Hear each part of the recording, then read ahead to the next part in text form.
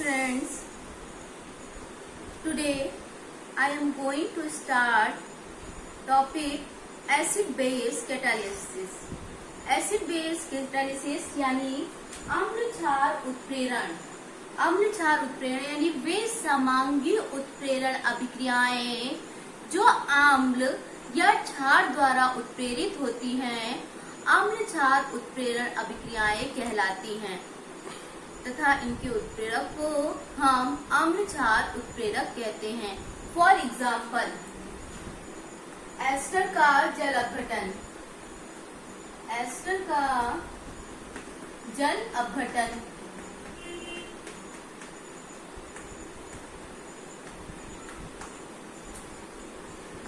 Are की जगह कोई भी एल्किल समूह हो सकता है। आर जैसे CH3 है, C2H5 है, C3H7 है, और R डीज भी कोई भी हमारा एल्किल समूह है जैसे CH3, C2H5 या CH3, C3H7 and so on.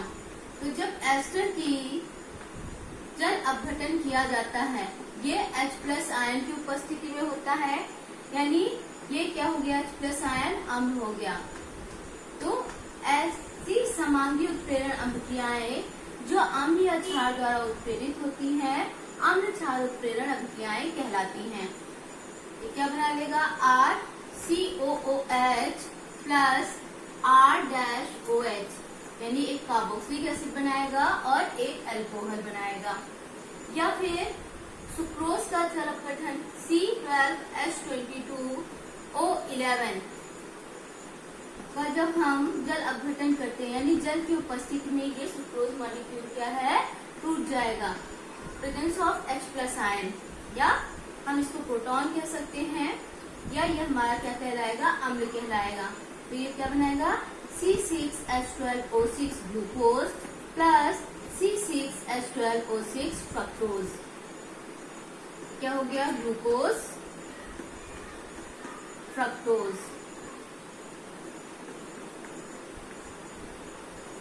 ये है सुक्रोज। यस। अब बात करते हैं इनकी क्रियाविधि की। तो ये हमारी 2 स्टेप में कंप्लीट होती हैं। फर्स्ट स्टेप है स्टेप 1। पहले स्टेप में कार्बोकेटायन यानी कार्बोधनायन का फॉर्मेशन होता है। Formation of carbocation. कार्बोकेटायन जैसे एस्टर का ले लें, आर की जगह CH3, single bond C, double bond O और R' की जगह भी क्या है, CH3 है।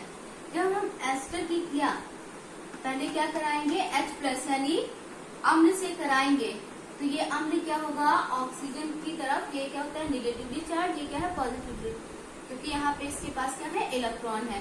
तो ये इसकी तरफ अट्रैक्ट होगा यानी अटैक करेगा। अटैक करके क्या हो जाएगा, इसके पास जाकर ऑक्सीजन से जुड़ जाएगा, बना लेगा OH, और ये डबल बॉन्ड क्या हो जाएगा, ब्रेक हो जाएगा, OCH3 यानी कार्बन के पास क्या हो गई, इलेक्ट्रॉनों की कमी हो गई, जिसे हम क्या है, प्लस चार्ज के रूप में शो करते हैं। क्या हो गया, formation of carbocation. Second step में, स्टेप 2 में क्या होता है, ये कार्बोकेटायन H2O से क्रिया करेगा। इसको हम ऊपर लिख दे रहे हैं, फिर से समझ लीजिए। एस्टर क्या है, H+ आयन से क्रिया करता है। H+ आयन क्या है, ऑक्सीजन को अटैक करता है और हाइड्रोजन क्या है, जुड़ जाता है, जिससे कार्बन पे इलेक्ट्रॉनों की कमी हो जाती है और कार्बोकेटायन का फॉर्मेशन हो जाता है। स्टेप 2, जो कार्बोकेटायन है CH3, सिंगल बॉन्ड C, ये क्या है, plus charge, OH, single bond OCH3। ये कार्बोकेटायन क्या करेगा, H2O से रिएक्ट करेगा। H2O क्या H+ OH- में टूटेगा, बनाएगा CH3, सिंगल बॉन्ड OH। इससे क्या है, जहाँ पे प्लस चार्ज था यानी ये क्या H+ में टूटा OH- में, यानी H+ की उपस्थिति में ये क्या होगा, इस पर अट्रैक्ट करेगा माइनस की तरफ, OH यहाँ पे जाके क्या है, जुड़ जाएगा, बना लेगा OCH3। ये क्या है, अस्थाई कंपाउंड बनता है, इंटरमीडिएट कंपाउंड। अब इससे क्या है, CH3OH यानी अल्कोहल बाहर निकल जाएगा, बचेगा क्या, ये वाला बॉन्ड क्या है यहाँ पे आ जाएगा, बना लेगा, प्रोडक्ट बन जाएगा CH3 single bond C double bond O HOH AOH यहाँ आ गया प्लस CH3OH। तो ये इसकी क्या हो गई, मैकेनिज्म हो गई, enzyme catalysis.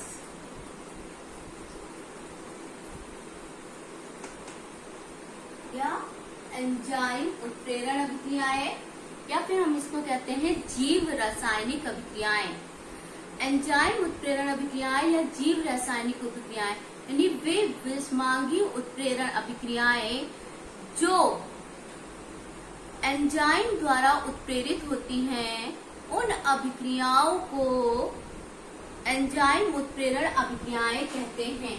For example common है, जैसे दूध से क्या बनता है, दही बनता है, तो दूध से दही क्या है, एक एंजाइम द्वारा उत्प्रेरित अभिक्रिया है, तो ये क्या कहलाएगी, एंजाइम उत्प्रेरित अभिक्रिया कहलाएगी। या ग्लूकोज से अल्कोहल बनता है, तो ग्लूकोज से अल्कोहल भी क्या है, एंजाइम उत्प्रेरित अभिक्रिया है। फॉर एग्जाम्पल दूध से दही का बनना, और दूध से दही लैक्टिक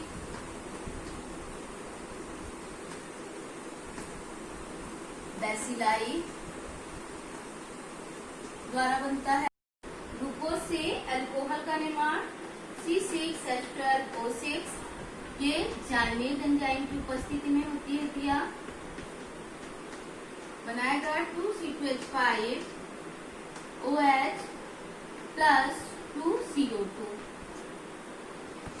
दूध से दही बनना या ग्लूकोज से अल्कोहल बनना, ये हमारे क्या है, जीवन के लिए उपयोगी है, इसलिए हम इसको क्या कहते हैं, जैव रासायनिक अभिक्रियाएं भी कहते हैं। यानी एंजाइम उत्प्रेरण अभिक्रियाओं को जीव रासायनिक उत्प्रेरण अभिक्रियाएं भी कहते हैं। अब बात करते हैं इसके मैकेनिज्म की। मैकेनिज्म में इसमें क्या होता है, एंजाइम होता है जो सबस्ट्रेट से क्रिया करता है, एक बनाता है ES, ये क्या हो गया, इंटरमीडिएट कंपाउंड, और ये टूट कर क्या बना लेता है, प्रोडक्ट प्लस एंजाइम को बाहर निकाल देता है। यानी जो इसमें एंजाइम और सबस्ट्रेट होते हैं वो क्या होते हैं, एक दूसरे के पूरक होते हैं। यानी एंजाइम कैटालिसिस में एंजाइम तथा सबस्ट्रेट एक दूसरे के पूरक होते हैं, जैसे ताला चाबी एक दूसरे का पूरक होता है। यानी बिना चाबी के ताला किसी काम का नहीं है, ऐसे ही बिना ताले की चाबी भी किसी काम की नहीं है, दोनों क्या है, एक दूसरे के पूरक हैं। इसलिए हम इसको क्या कहते हैं, एंजाइम कैटालिसिस की मैकेनिज्म को ताला चाबी मैकेनिज्म या ताला चाबी सिद्धांत भी कहते हैं। मैकेनिज्म होती है, ये हो गया सबस्ट्रेट,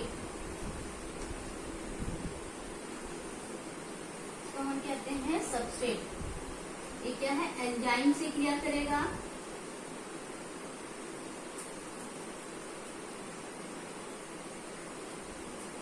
क्या हो गया, एंजाइम।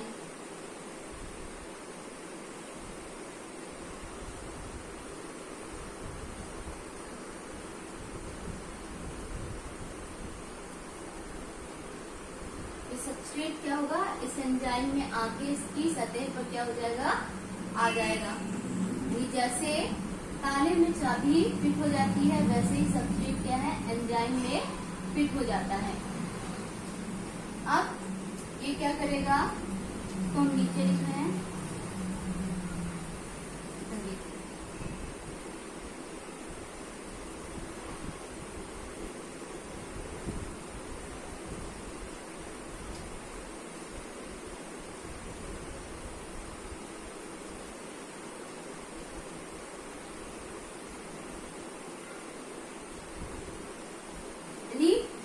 सबस्ट्रेट क्या करता है, एंजाइम से क्रिया करता है, यानी सबस्ट्रेट के एंजाइम की सतह पर अधिशोषित हो जाता है। जिस तरह चाबी ताले में फिट हो जाती है, वैसे ही सबस्ट्रेट क्या है, एंजाइम में फिट हो जाता है।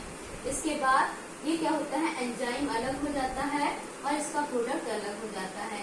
इसे हम क्या कहते हैं, ताला चाबी सिद्धांत कहते हैं।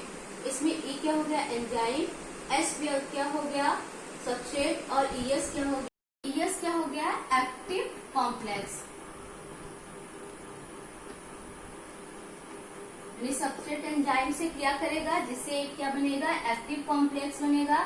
ये एक्टिव कॉम्प्लेक्स क्या होगा, टूट कर प्रोडक्ट अलग कर देगा और एंजाइम को अलग कर देगा। ये क्या हो गई, एंजाइम कैटालिसिस की मैकेनिज्म हो गई।